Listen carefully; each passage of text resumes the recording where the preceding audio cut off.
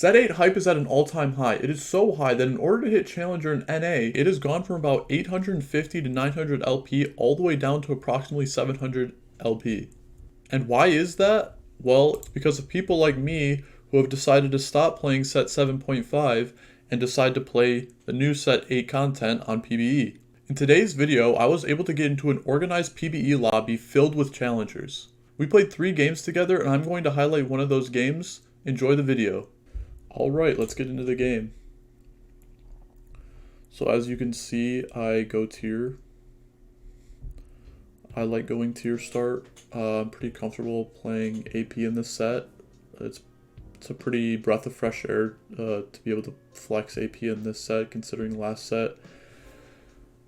There was no good flex AP options if you're trying to play around like level 8 boards. So if you'll notice the lobby, Jesus Timo, I think I'm going to show like everyone's LP. I don't know if I'll do that. Maybe I'll do that. But everyone in this lobby is Challenger or has hit Challenger, except for one person, and that is Banthan PBE. But Banthan PBE's hit GM, and also I know him personally, and he's been putting in a lot of work this set to, you know, hopefully hit Challenger this set. And so honestly, there's probably a lot of lobbies that I would rather have him over a Challenger anyways, because he has, you know, so much knowledge about around the set already. Yeah, so here we can see my item start. I have tier, belt, sword. Immediate thoughts is Shojin and then play around belt. I don't think I choose to slam Shojin or anything yet.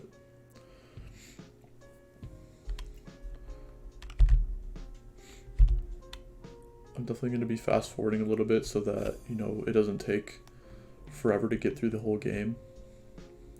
And I'm going to try to give my input in what I was thinking at each point in time. So here's the first augment. I didn't really like any of these, but I think after playing with Defender Crown a bit, getting a Riven and a Protector's Vow is like pretty good. I think Tome can be really good if you know exactly what you're looking for, but I wasn't really sure what I wanted with Tome, so there was no way I was taking Tome. And then what was the other option? Band of Thieves. Band of Thieves, yeah, is like generally good. If the middle option was kind of bad, then I probably just would have went for Band of Thieves there. And so yeah, you can see my board ends up looking pretty solid. 3 Enema Squad, 2 Defender. I have 2 3 costs. I have a 3 cost tank, 3 cost backline. And I actually choose to make Redemption. So the reason why I make Redemption is Redemption's actually really good in this set. You can play around Set frontline, and Set has so much health that Redemption actually restores like a good amount. And you might be thinking, okay, well, previous set when dragons existed, how come Redemption wasn't a good item when all of the dragons were around? Well, that's because they had nerfed Redemption to fit the needs of the set, and they didn't want Redemption to be like always the correct item to slam, because it just gives you so much value, because when you put it on a dragon, it restores for % max health. But in this set, there is no dragons. There's not like half of the late game units having, you know, massive health pools. But one way to get a massive health pool is through mech, and so they reverted the nerf to Redemption. So I think previously it restored like 12% max HP, and now I'm pretty sure it restores 18%, which that's like a pretty big jump. And if you're playing around mech set, which I was, considering I have Defender Crown, then you know, a mech set actually can get to even greater health pools than even like 2-star frontline dragons. I'm pretty sure if you have 2-star set, 2-star Wukong, 2-star jacks, then the set's health pool would be greater than like an Idas 2's health pool. So my spot's looking pretty good. I'm playing around sword. So in this spot, considering I want to play around the mech set frontline, that's like the main thing that's in my head, and then I have sword to play around, I'm thinking I'm going to be playing around AD. The mech set frontline is extremely flexible. You can basically play with anything. You literally just need mech, you literally just need set and then 2 other mech units, and then you just carry set and you're good to go. You just put some tank items on set and it's like basically one of the strongest front lines in the whole game.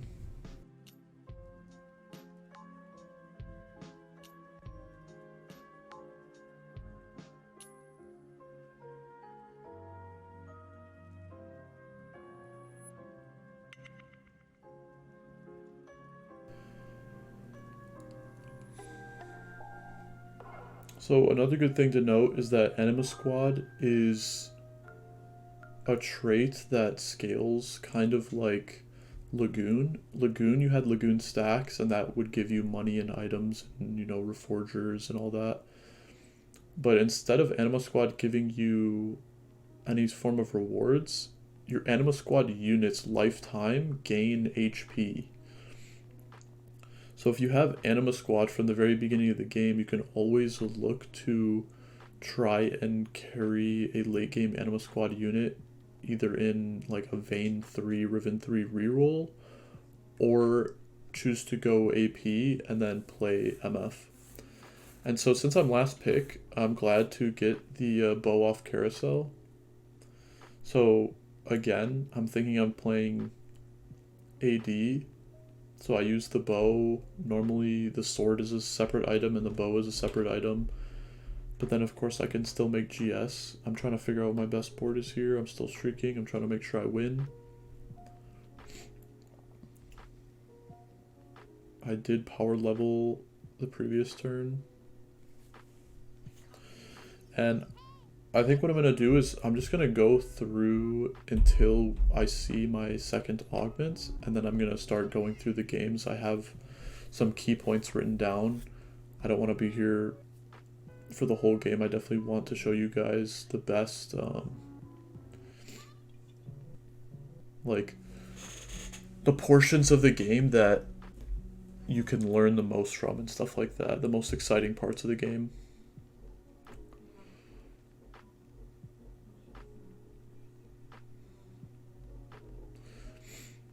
Okay, so you can see there I'm on 4 streak. I can choose to level to 6 here, but the only issue is that I would have 0 gold. So you can see it takes 16 to level, and all I would be adding is a unit that wouldn't give me another trait. I guess actually I could add Brawler with Blitzcrank, but I don't think that would make my board strong enough where I would win. So then I would probably just add in, or I would add in Recon, right? And Recon is actually like a pretty big bonus, but I choose to not because I think there's a good chance that I wouldn't win anyways, and if I actually did level and lost, then I would be in like a really bad spot. And so another reason is I can make 20 here even if I lose.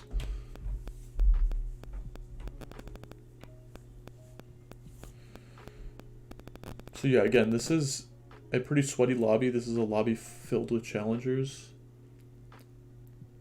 And so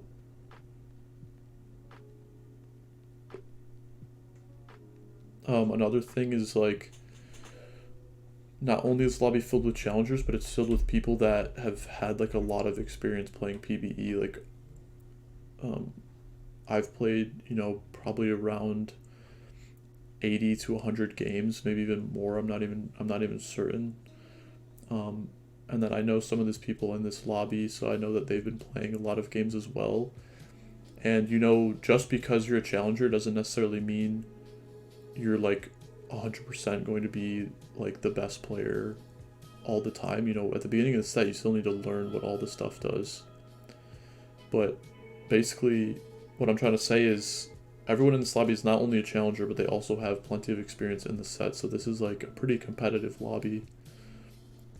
Okay, so let's now talk about my items, and then after we see my next augment, I'm going to skip to probably 3-5. So, now I didn't get dropped, I got dropped 6 gold and a component, and the component is a tier. So now I'm looking at my items and I'm thinking, okay, well I don't necessarily want tier if I'm going to be playing AD. And I already have a lot of my items made. So I just choose to make a GS, and then I can still flex between AD and AP. But now I think I'm definitely leaning more towards an AP carry, considering that line that I talked about where you can play Anima Squad into Misfortune, which is like a really strong line.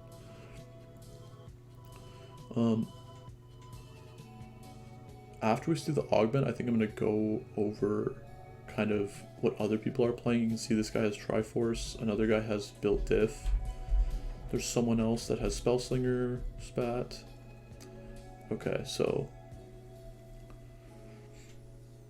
I think there was 2 decisions here. I'm going to let you pause the video and read them if you would like.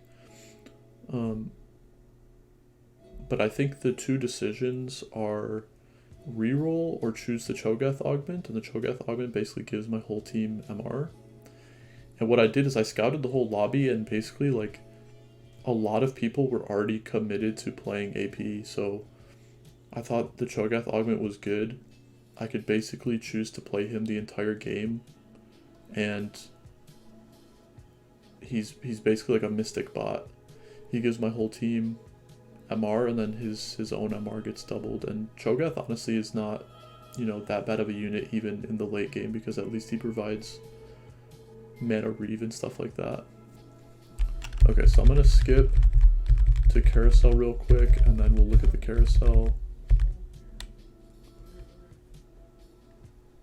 So again, I'm still last pick, so I don't really have a whole lot of options, but I end up actually getting the sword, which in this spot is what I wanted, because GS plus Shojin are 2 really strong items for MF. So I basically make the Shojin, I try to make the strongest board possible. I considered leveling there, but I think I'm healthy enough where I can just greed econ, and then I can just go 8 on 4-2 and try to hit 1 MF, and then I'm stable until, you know, the next time where I have to consider rolling. So again, not a whole lot of stuff happens here. Another fight. This person has built diff. I end up beating them because I think they're also sort of choosing not to roll.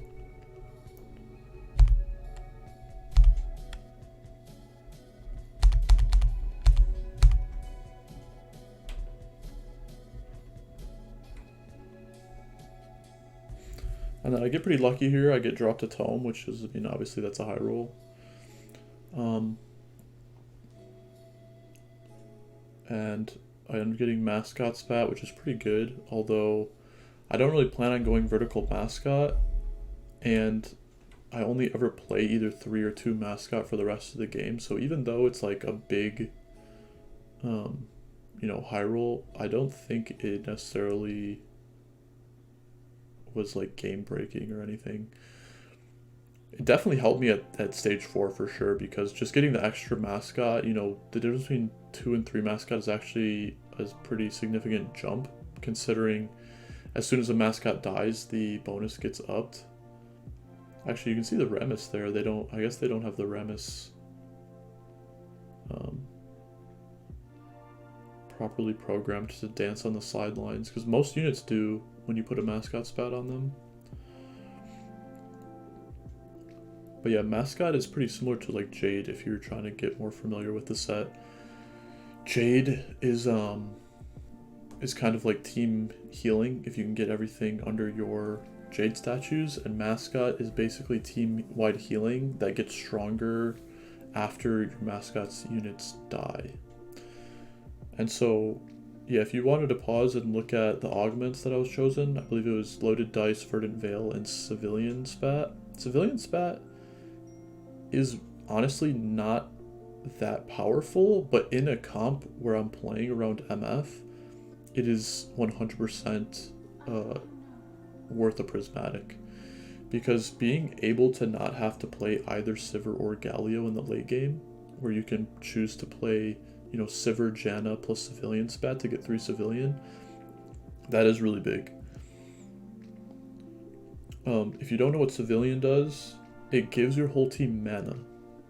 So the civilians have to be alive, but you get mana per second. One civilian gives your whole team 2 mana per second, or maybe it's like every 2 seconds or something, but I believe it's every 2 seconds your team gets a certain amount of mana. So civilian 1 is 2 mana, and then civilian 2 is 4 mana, civilian 3 is 10 mana. So it's a massive jump from 2 to 10. And MF, definitely something that she struggles with is like trying to get multiple casts off. So if you can get, you know, more mana gen, that is like huge for a carry like MF. Another decision that I thought was pretty interesting here is I chose to put the civilian spat on Jinx, and it essentially doesn't matter outside of like what I said, where your civilians need to be alive. So currently the only civilians I have on my board are Galio and Jinx.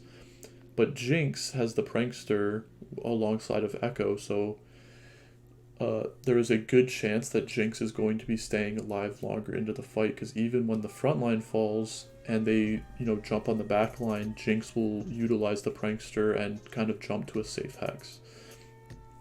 So this almost ensures that I will have civilian around for the entire fight, and then also you can see that I was able to flex in 4 mascot at this stage of the game, which I didn't actually think that I did, but I completely blew over the fact that I got MF. You know, that's a pretty big high roll. MF is, you know, the exact unit I was looking for, and you can see that she's doing some massive damage. And I don't know if you can notice, but if you kind of look at the health bars, you can see the health is going up over time. That's like the mascot. It's like slowly going up. I don't have any healing on my team, so any healing that you do see is from the mascot healing.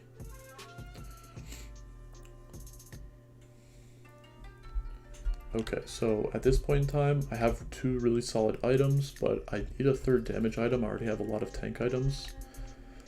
So yeah, I definitely want this rod. I'm looking to make either Rabadons or JG or Archangels for MF. And then the chain is probably going to be another tank item.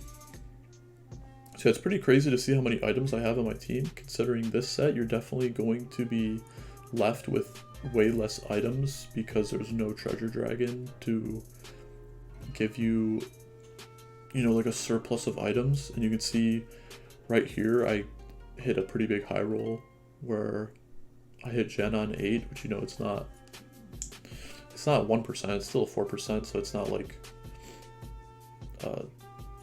that unlikely, but it is for sure a high roll because that's like the exact legendary unit that I was looking for. I'm able to have 3 civilian in. Janna is going to be on my board for the rest of the game, and to top it all off, the weather this game was windy, which windy I think is by far the best one, especially in the late game, because if your front line is strong enough, you literally just put in a windy weather Janna on your board. You can even like full clump sometimes, and if at least like 1 or 2 units survives towards the end of the game, like they're just gonna have so much AD and AP that they just end up dealing so much damage. And if you don't know what I'm talking about, if you see the hexes around Janna, those hexes change every single game, and it can be one of 3 things. It can either be windy, sunny, or rainy weather. So windy weather is the one that it is this game, and you can see the hexes around are kind of, there's like, they're gusty, and that one gives my team 12 AD and AP, I think every 5 seconds, or not my team, every unit that's in those hexes surrounding Janna, they get 12 AD and AP. But then another thing to note is that I actually hit a Janna 2, which is, you know, a ridiculous high roll. I have MF2 Janna 2 on stage 4 with the exact comp that I wanted the units to be in. So, I mean, it's looking pretty good for me right now.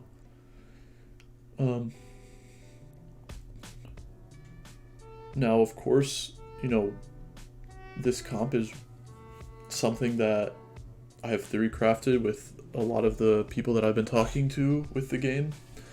This is like a pretty interesting build, so you definitely want minimum 3 Anima Squad if you're carrying MF, because you want the stacks. I mean, I guess if you didn't start stacking from the beginning of the game, then maybe it's not worth it, but if you started stacking from the beginning of the game like I did, then if you look at MF's health bar, you know, she should not have nearly as much as health as she has. You can see next to Janna,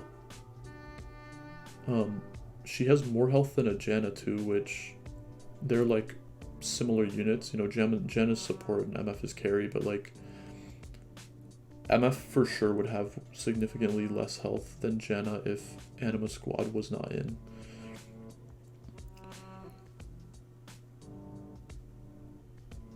Okay, so I popped the tome. You get tomes from 5-1 now that give you these 3 component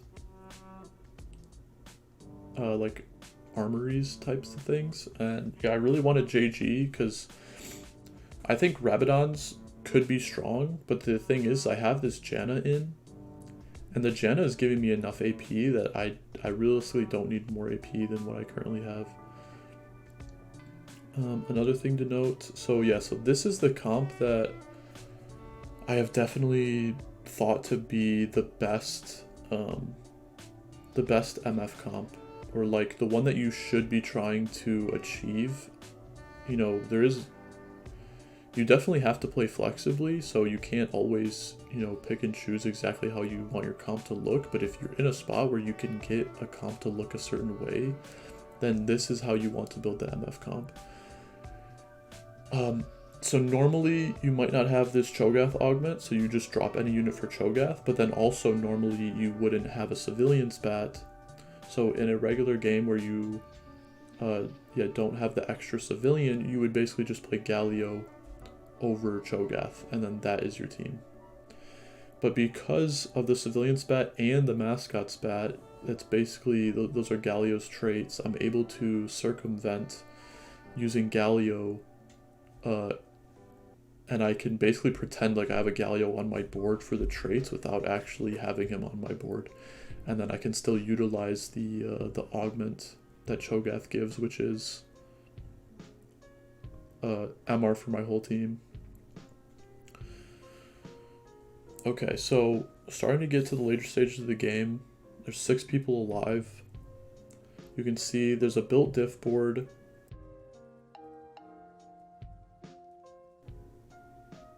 At second place. In second place at this point in time, there's Keynes. Keynes is basically playing like threat flex, I believe. He's the one with the Belveth. Renegade has Triforce. Cramsey is this guy with the built diff. And then I think the last player is playing MF, Traderino. So I'm AP, Keynes is AD slash, like he's kind of like mixed, but he's carrying Belveth for sure, so he is AD. Renegade, you can see his board right here, he's got Triforce, he's mixed, or he's not mixed, he's like, he's AP for sure. Cramsey, built diff, he's mixed because in built diff you play aces because you can actually eliminate the ace trait by playing multiple aces. So you play Samira MF carry, sorry, excuse me, Samira MF carry, and you itemize them accordingly.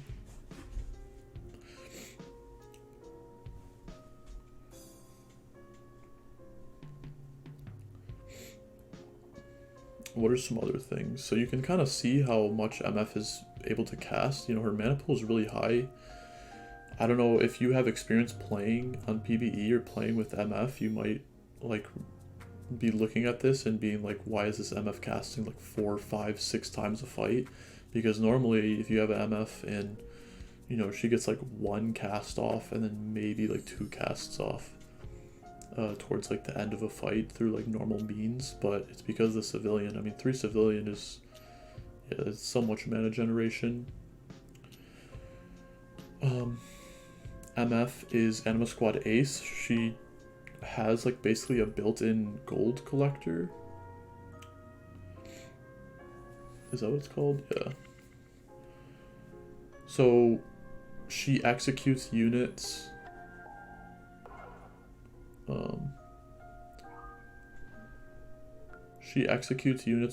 at 10% or less HP.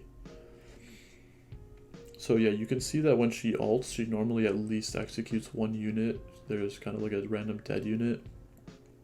But I mean, my combo's looking extremely solid. I basically only need to upgrade Echo and Cho'Gath. And then I'm looking to level for Aphelios because that will give me Sure Shot and Ox Force. Ox Force 2, really strong because it basically just gives you more frontline. It kind of gives your Ox Force units a sort of GA, like a worse version of GA, but it can definitely save them.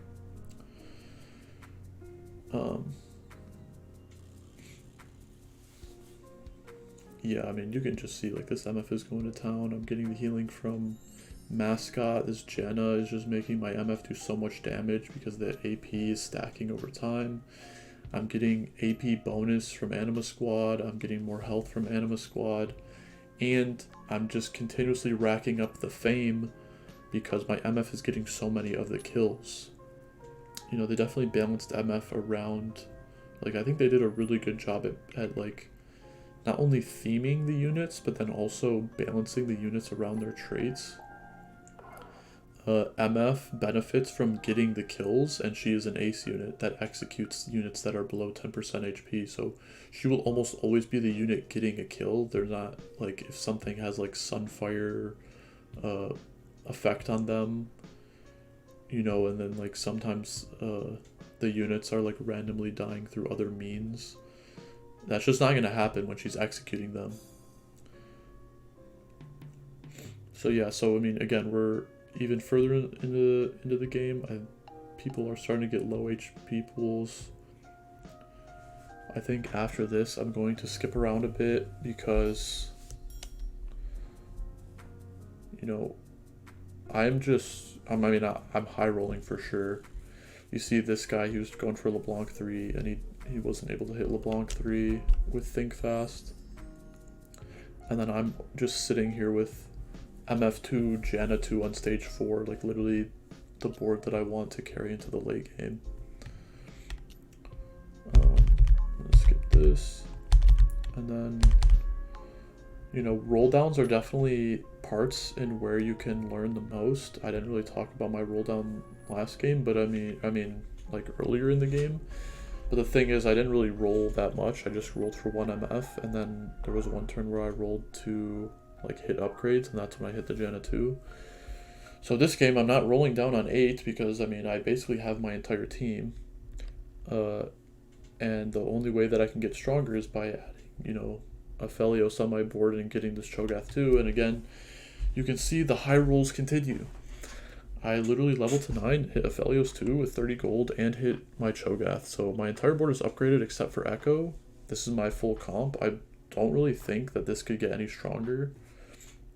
I think maybe in a world where I hit like Fiddlesticks 2, like Urgot 2, and like Nunu 2, like maybe I could replace some units for those, but then I'd be losing out on so many traits. I don't really want to drop Anima Squad. I don't really want to drop any of the civilians. And even this Alistar is giving me Aegis and Mascot and Ox Force, so he's literally giving me triple traits. Yeah, you can see I'm basically just looking for Echo here. So now we can see the final fights, and then also, of course, I don't want to drop this Cho'Gath because this Cho'Gath is giving me so much, my team so much MR. So if you were to want to try and play a comp like this, then yeah, you would definitely just play Galio over Cho'Gath in this spot, and then you can basically have these exact traits even if you don't have the civilian and the mascot crest.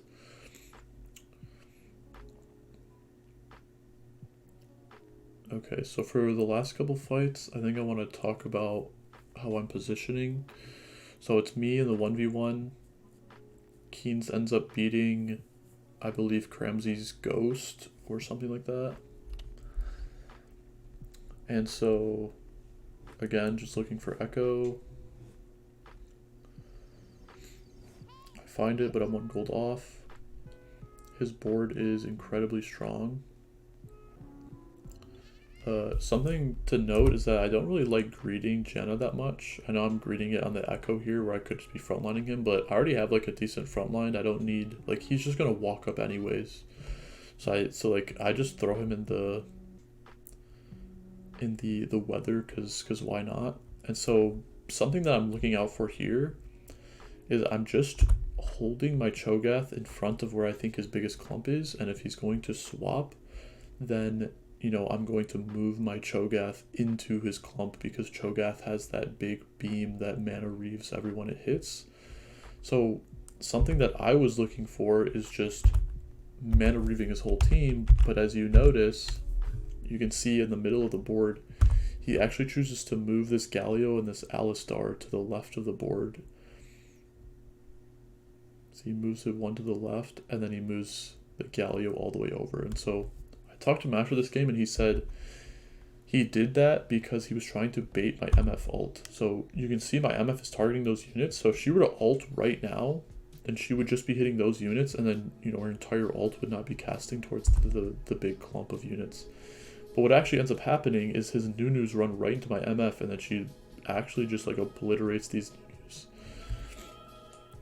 But at least the Nunus, you know, took the brunt force of the full cast, so they kind of did their job anyways. And I actually end up losing this fight. Just barely. He has Brink of Dawn Belveth, that seems pretty strong. He's also got Guardian Spirit. Guardian Spirit is the Malphite augment that whenever one of your units casts their ability, they restore 20% of their max HP. So it's like a healing augment.